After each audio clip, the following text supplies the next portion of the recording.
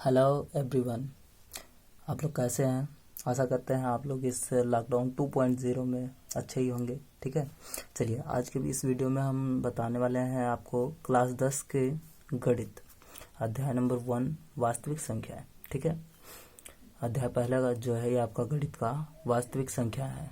इसको हम इंग्लिश में रियल नंबर बोलते हैं। ठीक, चलिए इस चैप्टर के बारे में जानने से पहले हम ये जान लेते हैं कि आप पिछली कक्षा में क्या पढ़े थे। ठीक है, देख लेते हैं कि आप पिछली कक्षा में क्या पढ़े थे। तो पहला हेडिंग आपका आता है, पहला नंबर आता है परमेय संख्याएं। ठीक है, परमेय संख्याएं।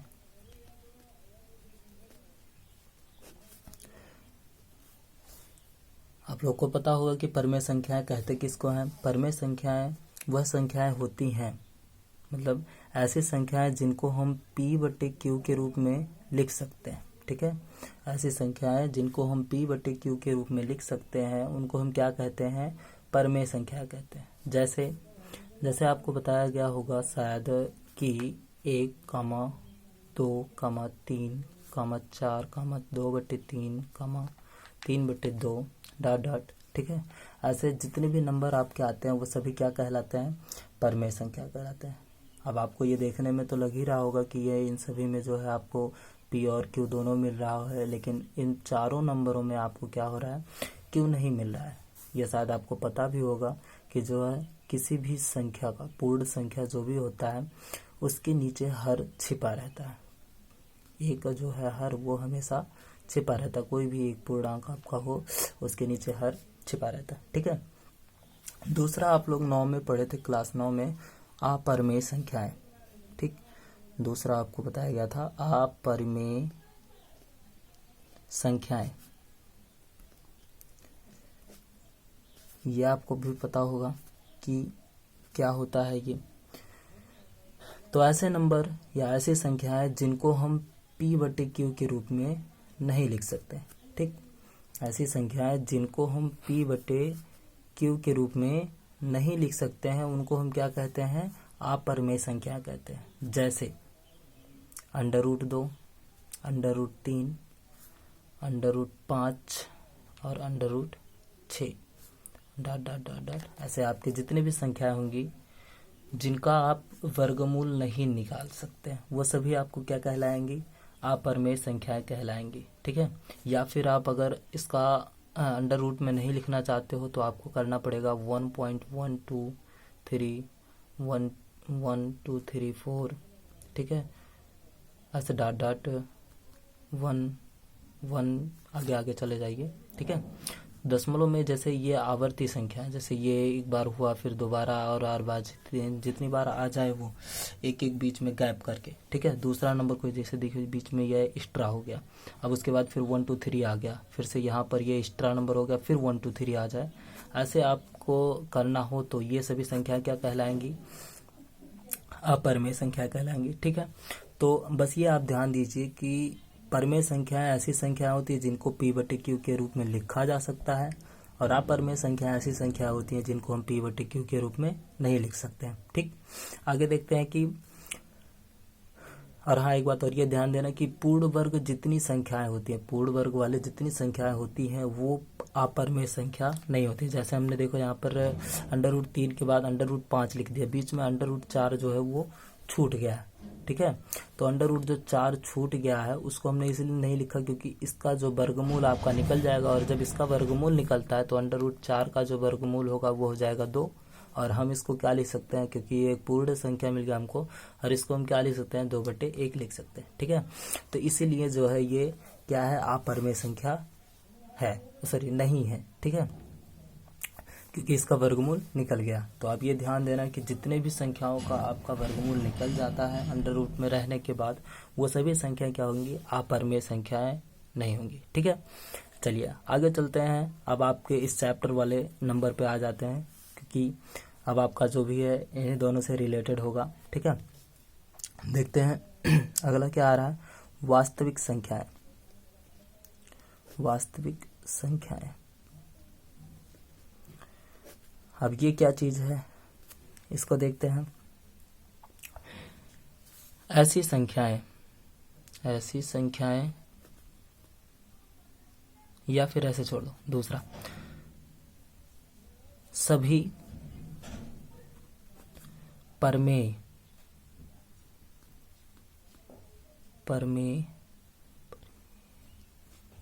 और सभी अपरमेय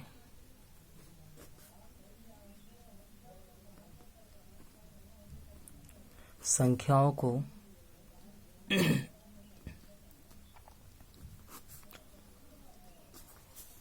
वास्तविक संख्या कहते हैं। वास्तविक संख्या कहते हैं।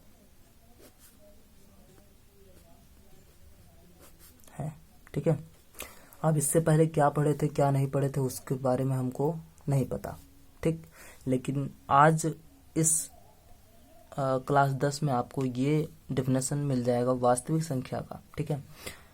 या फिर आपको इस तरह से ना भी मिले, दूसरी तरीका से मिलेगा, तो हम तो जानते हैं कि सरल रूप से आप ये याद कर लेंगे तो ज़्यादा बेटर रहेगा, ठीक है। बाकी आपको अगर अच्छी तरीके से देखना है तो आप देख लीजिएगा किताब वाला, और दोनों मिलते जुलते रहेंगे हमेशा एकदम से। आप इसको भी कहीं पर भी लिखोगे तो गलत नहीं होगा, ठीक है। ये है याद करने का तरीका, अगर आप इसको ध्यान से देख लेते हो तो ये आपको हमेशा याद रहेगा, ठीक। किताबी भाषा अगर आप याद करोगे तो फिर याद तो हो जाएगा, लेकिन बाय चांस कभी दिक्कत भी होता है उसको लिखने में या फिर किसी को बताने में, ठीक है। तो जब आप इसको एक बार पढ़े रहोगे फिर उसके बाद आप किताब वाला डेफिनेशन दोहरा लोगे एक बार, तो हो जाएगा दोनों एकदम कम्प्लीटली डन, ठीक है। तो देखते हैं आगे क्या होता है। वास्तविक संख्या आपकी वह संख्या कहलाती हैं जो अपरमेय और परमेय दोनों होती हैं, ठीक है। सभी क्या कहलाते हैं? वास्तविक संख्या कहलाते हैं, ठीक। तो हम देख लेते हैं यहाँ पर परमेय संख्या जो हमने बताया था कि 1, 2, 3, 4, ठीक है। और ये भिन्न की सारी संख्या यानी 2/3, 3/2 सारी क्या थी? परमेय संख्याएं थी, ठीक है। और दूसरा अपरमेय संख्याएं क्या थी? √3, √4 या दशमलव में संख्या हो तो ये दो प्रकार के इसमें हो गए। और ये माइनस में अगर बाई चांस मान लो हो जाता है -1, -2, -3, तो ये सभी क्या हो जाएंगी? परमेय संख्या हो जाएंगी, ठीक है। तो परमेय संख्या, और इस प्रकार से अनेकों संख्या, आप यहाँ पर 0 भी बढ़ा सकते हो, 0/1 कर सकते हैं कि नहीं कर सकते, ये भी एक परमेय संख्या है ना। तो परमेय संख्या और अपरमेय संख्याओं का कॉम्बिनेशन यानी दोनों जितने भी संख्या होती हैं वो सभी क्या कहलाती हैं? वास्तविक संख्या कहलाती हैं, ठीक है। चलिए अब आपका अगला हेडिंग आता है जो आपको इस चैप्टर में मेन रूप से पढ़ना है, उसका नाम है यूक्लिड विभाजन प्रमेय का, ठीक है। देख लेते हैं क्या है यूक्लिड विभाजन प्रमेय का। हो सकता है आप लोगों को मेरी राइटिंग अच्छी ना लगे, ठीक है, तो थोड़ा ध्यान से केयरफुली, आवाज़ भी ध्यान से सुनते रहना। देखते हैं आगे क्या होता है।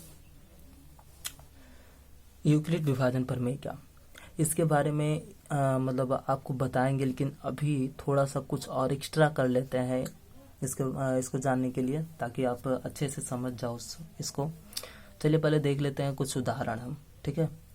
देखते हैं उदाहरण, आप इसको अच्छी तरीके से जानते हो, बशर्ते क्या है इसका थोड़ा सा नाम बदल गया। यूक्लिड विभाजन प्रमेय का क्या है, इसको आप अभी नाम सुन रहे हो ना, लेकिन इससे पहले भी आप इस चीज़ को पढ़ चुके हो। बशर्ते क्या था, थोड़ा सा नाम इसका चेंज था। अब आपको क्या करना है, नाम चेंज करके कुछ दूसरा होता है, वो होता है ना लेवल। गेम आप खेलते हो तो गेम में लेवल अप होता है, तो जो है आप पहले वाले अगर लेवल पे हो तो थोड़ा कम रहता है, थोड़ा एक्स्ट्रा वाले लेवल पे जाते हो तो ज़्यादा हो जाता है, मतलब कठिन। सेम दैट ऐसे ये है, आप जब छोटे क्लास में पढ़ रहे थे तो आपको वो दूसरे नाम से पता था, जैसे आपको अच्छे से समझ में आ जाए। बस वही चीज़ अब आपको बड़े क्लास में पहुँच गए तो थोड़ा बड़ा चीज़ करके बताया जा रहा है, ठीक है। तो देखते हैं पहला एक, आप डिवाइड, यूक्लिड तो कोई नाम हो गया, विभाजन मतलब शायद भाग होता है या विभाजित किया जाता है, काटा जाता है। प्रमेय क्या मतलब कोई एक मतलब नियम होगा, प्रमेय होगा, ठीक है, शायद ऐसे कुछ होगा इसका। देख लेते हैं क्या होता है। तो एक हम भाग का एक थोड़ा एग्जाम्पल लेते हैं, देखते हैं 3/7 ये, ठीक है। ये चीज़ आपको बहुत ही आसान लग रहा होगा, इसको देना बहुत ही कम अच्छा लग रहा है, सरल होगा। देखते हैं, तो 3 का पहाड़ा पढ़ना है, 3 दूनी 6, ठीक है ना। एक बचा आपका शेष, इसको आप ये भी तो लिख सकते हो, जैसे ये बीच वाली संख्या है, यानी जिसको बोलते हैं हम, ये आपका एक फार्मूला बताया गया था, भाज्य बराबर भाजक गुणे भागफल और प्लस शेषफल। ये आपको फार्मूला एक बताया गया था, ठीक है ना। जब आप कोई भी भाग देते हो, डिवाइड करते हो, तो क्या होता है, उत्तर की जांच जिसको बोलते हैं, उत्तर की जांच करनी हो आपको, तो आप क्या करते हो, यही वाला फार्मूला लगाते हो, भाज्य बराबर भाजक गुणे भागफल और प्लस शेषफल, ठीक है। तो वही चीज आपको यहाँ पर लिखना है, यानी हम ये लिख सकते हैं कि 7 बराबर 3 गुणे 2, ठीक है, और प्लस 1 लिख सकते कि नहीं, क्योंकि देखो भाज्य जो मेरा है वो कितना है, 7 है, और जो भाजक है वो मेरा कितना है, 3 है, और गुणे भागफल कितना है, 2, और शेषफल कितना है, 1, ठीक है, प्लस करके बीच में, ठीक। तो ये चीज हो गया मेरा पहला चीज। एक और उदाहरण हम देख लेते हैं, ठीक है। दूसरा उदाहरण मेरा ये हो सकता है, जैसे मान लो 4 का भाग हमको देना है, ठीक है, 4 से भाग देना है, देखते हैं क्या होता है। 4 का पहाड़ा आपको पढ़ना है, तो 4 तिया 12, ठीक है ना। एक शेषफल फिर से बच गया, सेम दैट फार्मूला एकदम से ऐसे यही वाला। तो आप यहाँ पर क्या लिखोगे, 13, ठीक है, और बराबर आपको क्या करना है, 4 गुणे 3, ठीक, और प्लस 1, 4 तिया 12 और प्लस 1 मिला के कितना, 13, ठीक है। तो ये चीज आप पहले कर चुके हो कि नहीं किए हो। यही चीज हमारा क्या कहलाता है, यूक्लिड विभाजन प्रमेय क्या कहलाता है, ठीक है। ये तो हो गया, मतलब एक कोई अंक हो उसके हिसाब से आप यह कर सकते हो, ठीक। लेकिन मैं कहता हूं कि अगर आप फार्मूले की तरह से इसको आप देखना चाहते हो, तो हम ये मान लेते हैं कि कोई संख्या आप मान लीजिए ए है आपके पास, ठीक है, कोई संख्या ए है आपके पास, और उसमें आपको क्या करना है, बी से जो है भाग देना, ठीक। ए है जो आपके पास, उसमें क्या करना, आपको बी से भाग देना है। अब बी का पहाड़ा जब आपको पढ़ना है, तो आप कितनी बार पढ़ोगे कि ए कट जाए मेरा, ठीक है ना, या ए का बराबर हो जाए, या ए से कम रहे, ठीक है ना, ये आपको ध्यान देना रहता है। तो क्या होता है, देखते हैं, हम मान लेते हैं कि बी का जब हम टेबल पढ़ते हैं तो कि वो क्यों बार पढ़ते हैं, होता है ना। और उसके बाद जब बी का हम टेबल पढ़ते क्यू बार जाता है, तो हमारा यहाँ पर क्या हो जाएगा, दोनों का मल्टीप्लाई मिला के बी क्यू हो जाएगा ना। अब ए में से जब हम बी क्यू घटाएंगे, हालांकि ये आपको पता ही होगा कि जो है ए जो है हमेशा बड़ा ही रहेगा, क्योंकि भाग का रूल यही बताता है कि जो आपका ऊपर वाली संख्या रहता है उसमें से घटाना, मतलब जब आप बी का टेबल पढ़ोगे तो आपको ए के बराबर लेके जाना है, या तो ए से कम लेके जाना है ना। तो अतः ये कम तो होगा ही होगा, ठीक है। तो ए में से जब आप माइनस करते हो इसको बी क्यू को, तो हम ये मान लेते कि यहाँ पर बचता है क्या, आर, रिमाइंडर आर बच गया, ठीक। तो ये एक प्रकार से मेरा ये यहाँ पर एक फार्मूला बनने का आ जाता है। तो देख लेते हैं वो क्या फार्मूला हो सकता है। फार्मूला मेरा वो हो सकता है, ये बीच वाला जो भाजक है वो कितना है, सॉरी भाज्य जो है वो कितना है, ए है, ठीक है ना। तो ए बराबर क्या हो जाएगा, भाजक यानी बी और गुणे क्वांटम नंबर, यानी ये जो क्या हो जाएगा, सॉरी भागफल कितना हो जाएगा, क्यू, और प्लस रिमाइंडर कितना हो जाएगा, आर, ठीक, आर फॉर शेषफल आर। तो ये हो गया जो आपका एक फार्मूला, ठीक है। आप इस चीज को जो है आप यूज कर सकते हो, और यही आपका क्या कहलाता है, यूक्लिड विभाजन प्रमेय क्या कहलाता है, ठीक है। ये चीज जो है, यानी आप कोई भी क्वेश्चन जो 2 धनात्मक पूर्णांक रहते हैं, अगर उनका विभाजन करते हैं तो आपको जो अद्वितीय हल दो मिलेंगे, एक ये भागफल और ये जो दूसरा शेषफल आता है, ये दोनों अद्वितीय हल जो रहेंगे वो चीज आपको क्या कहलाएंगे, यूक्लिड विभाजन प्रमेय का कहलाते हैं, ठीक है ना। या सॉरी यूक्लिड विभाजन प्रमेय का करते टाइम ये आपको दोनों मिल जाते हैं, ठीक है। आगे देखते हैं, अब आपको हम बता देते हैं थोड़ा सा एक्स्ट्रा क्या होता है। पेज मेरा थोड़ा सा अप हो रहा है क्योंकि जगह थोड़ा कम है, दूसरे पेज पे चलते हैं हम।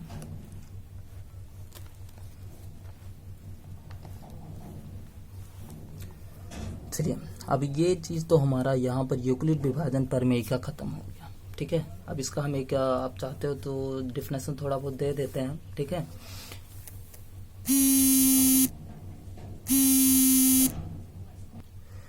डेफिनेशन इसका हम लिख देते हैं, देख लीजिएगा जरा। तो यहाँ पर हम लिख देते हैं इसको,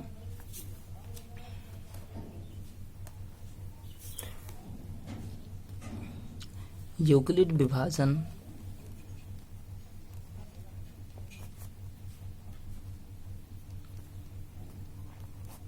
प्रमेयिका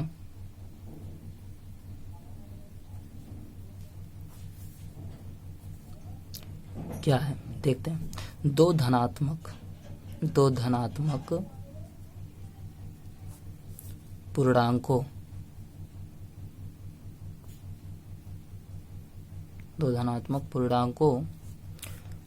ए तथा बी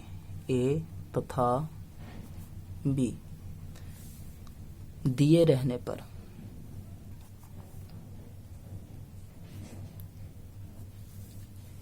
इनके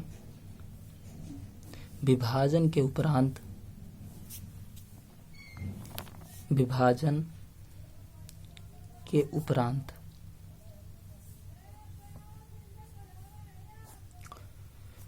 ऐसी अद्वितीय पूर्ण संख्याएं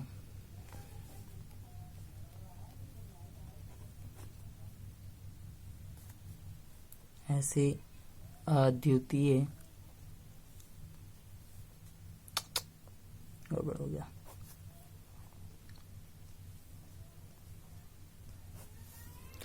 पूर्ण संख्याएं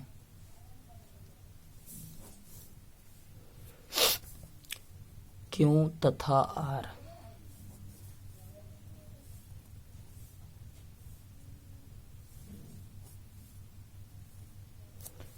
प्राप्त होते हैं।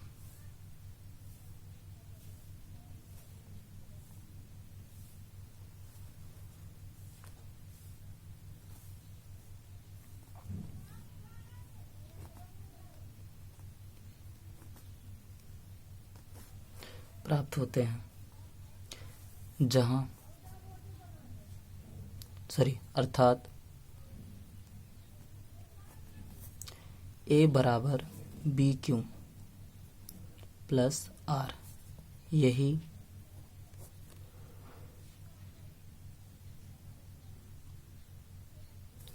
यूक्लिड विभाजन प्रमेयिका है।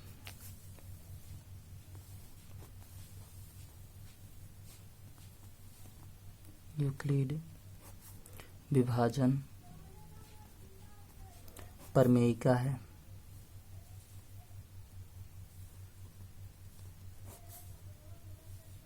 ठीक है, तो ये चीज आपको मिल गया होगा।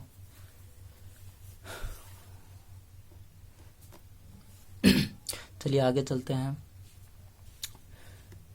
अगला आपका जो आता है वो है यूक्लिड विभाजन एल्गोरिथम। ठीक है, यूक्लिड विभाजन एल्गोरिथम।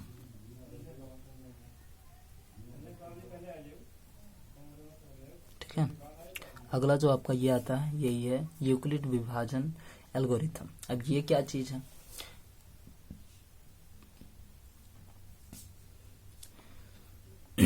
तो ये आपको ज़्यादा विशेष नहीं ध्यान देखना है, इसको आप आसानी से समझ सकते हो।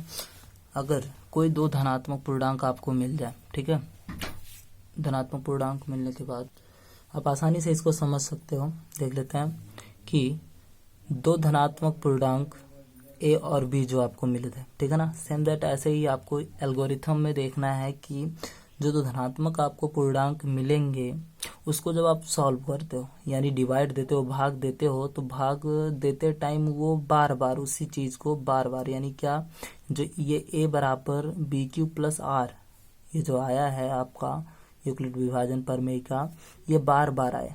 ठीक है, बार बार आता है तो आप क्या कहोगे, उसको यूक्लिड विभाजन एल्गोरिथम कहते हो। ठीक है ना। ऐसा होता कब है, जब आप किसी चीज का वो क्या नाम है मासा निकालते हो, किसी दो अंकों का मासा जब आप निकालते हो तब ये चीज आपका आता है। ठीक है, चलिए देख लेते हैं हम मासा निकालते टाइम यूक्लिड विभाजन एल्गोरिथम का हम कैसे यूज करते हैं। ठीक है, देख लेते हैं एक बार।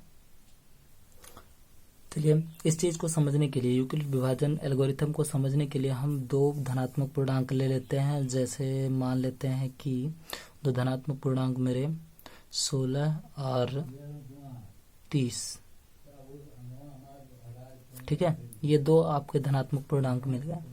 इन दोनों संख्याओं को जो आपको मासा निकालना है, ठीक है। तो मासा निकालने के लिए हम देख लेते हैं कि मासा आपको शायद निकालना भी आता होगा भाग विधि से, ठीक है। तो हम देख लेते हैं, छोटी संख्या को आप क्या करते हो, आगे करते हो, और बड़ी संख्या को बीच में लिखते हो, ठीक है। चलिए आगे चलते हैं। अब ये देखते हैं, अब जब आप पहाड़ा पढ़ते हो, यानी फिर से क्या करना है आपको, 16 का पहाड़ा पढ़ना है जो 30 से अधिक नहीं हो। तो 16 दूनी 32, दो बार में ज्यादा हो जा रहा है, 16 एकम 16, 4 20 और 10 30, यानी 10 में से 6 गया 4, और यहाँ पर बचा 2, 2 में से 1 गया 1, ठीक है।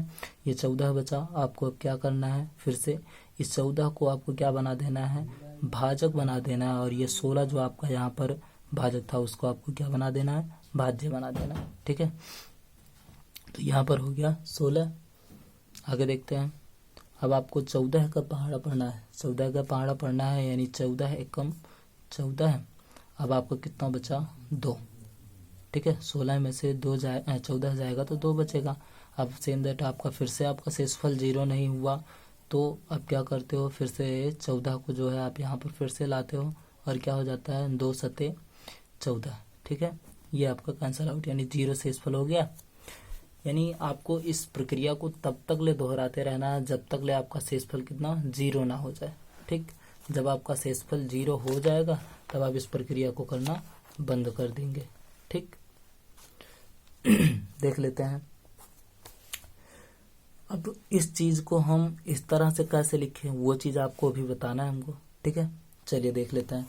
तो आप इस चीज को अच्छे से देखने के लिए आपको क्या करना पड़ेगा, स्टेप बाय स्टेप लिखते हैं, स्टेप बाय स्टेप, ठीक है। ये पहले चरण में, स्टेप फर्स्ट, या चरण पहला, ठीक है। चरण 1, ठीक है। चरण पहले में आपको क्या आता है, क्या होता है, यूक्लिड विभाजन प्रमेयिका से, ठीक है ना। यूक्लिड विभाजन प्रमेयिका से हम डायरेक्ट ये हिंदी नहीं लिख रहे हैं, और ये डायरेक्ट हम ये लिख देते हैं, क्या, a बराबर BQ प्लस R, यही तो है यूक्लिड विभाजन प्रमेयिका से, ठीक है। तो देख लेते हैं, ये आपका पहले चांस में क्या आया था, a बराबर कितना है, 30 है, तो हमने यहाँ पर लिख दिया 30, और बराबर कितना हो गया, b के स्थान पे कितना है, 16 है, और गुणे q के स्थान पे कितना है, 1 है, और प्लस रिमाइंडर, यानी शेषफल कितना बचा था आपका, 14 बचा था, ठीक है। ये चीज आपका पहले चरण में कंप्लीट हो गया। यानी आपका जब 30 था, 30 से सॉरी यहाँ पर मासा जब आप निकाल रहे थे तो आपको क्या हुआ था, 16 से भाग दिए थे आप 30 में, एक बार गया था 16 आया था, फिर 14 बचा था, 14 से आप भाग फिर से 16 में दिए थे। तब आपको अब दूसरा क्या करना है, यहाँ एक चरण आपका कंप्लीट हो गया, ठीक है। याद रखना, ये जो 14 आया है आपका, जब तक ले इसके स्थान पे आपका 0 नहीं हो जाता, ठीक है, तब तक ले आपको इस प्रक्रिया को दोहराते रहेंगे, ठीक है। चलिए देखते हैं क्या होता है। चरण नंबर 2, चरण 2, इसमें क्या था आपका, फिर से वही चीज आपको, ठीक है, यूक्लिड विभाजन प्रमेयिका से आप यहाँ पर चाहते हो तो अभी आपके लिए नया है, आप लोग नया है, आपके लिए अच्छा होगा BQ बराबर BQ प्लस R, ठीक। तो आपको यहाँ पर मिल गया होगा, a बराबर कितना दिया गया आपको, 16 दिया गया है, ठीक है। और फिर b बराबर कितना है, 14, और प्लस गुणे q बराबर 1, और प्लस r कितना है आपका, 2, ठीक है। तो सेकंड चांस में आपका ये मिल गया, ठीक, आपका ये सेकंड चांस में होगा। अब आपका लास्ट आता है, क्योंकि अब देखते हैं क्या होता है, चरण नंबर 3, यानी चरण 3, ठीक है। चरण तीसरे में आपका यह बताया गया होगा कि फिर से सेम दैट a बराबर BQ प्लस R से, ठीक है। या फिर से हम देख लेते हैं, a बराबर कितना है आपका, 14 है, 14 है, बराबर b बराबर कितना है, 2, और गुणे r बराबर कितना है, 7, ठीक है, और प्लस r बराबर कितना हो गया, 0, ठीक। तब यहाँ पर जो आपका ये जो भाजक है, जो आपका ये भाजक आया है, ये क्या कहलाएगा? मासा। ठीक है। तो आप यहाँ पर ये लिख सकते हो कि भाजक बराबर मा और सा बराबर 2। ठीक है। इस क्वेश्चन का जो आपका आंसर आया था 16 और 30 का मासा निकाला गया था। ठीक है। मासा निकालने पर वो जो आंसर आया वो कितना आ गया? 2 आया। ठीक। यही चीज यानी हमने बताया था कि स्टेप बाय स्टेप, यानी इसी यूक्लिड विभाजन प्रमेयिका का किसी भी दो पूर्णांकों को सॉल्व करने में, मासा निकालने में जब आप उसको बार बार यूज करते हो तो वो क्या कहलाता है? आपका यूक्लिड विभाजन एल्गोरिथम कहलाता है। ठीक है। तो यूक्लिड विभाजन एल्गोरिथम आपको शायद समझ में आ गया होगा कि यानी हम बार बार अगर इसका उपयोग करते हैं किसी मासा को निकालिए, या हमेशा याद रखना कि यूक्लिड विभाजन एल्गोरिथम का हम उपयोग मासा निकालने के लिए करते हैं। ठीक है ना, मासा निकालने के लिए, हमेशा के लिए। ठीक। चलिए आज के लिए बस इतना ही। बाकी आपको उदाहरण अगले वीडियो में मिल जाएगा। ठीक है। 2-3 उदाहरण आपको अगले वीडियो में मैं प्रोवाइड करा दूंगा। देखते हैं अभी इतना आप वीडियो जो है देख लीजिए 1-2 बार, और जो भी आपको समझ में नहीं आता है वो आप इस ग्रुप में, ठीक है, इस जो ग्रुप बनाया है इस ग्रुप में आप फिर से कमेंट करके पूछ सकते हो। ठीक है। चलिए आप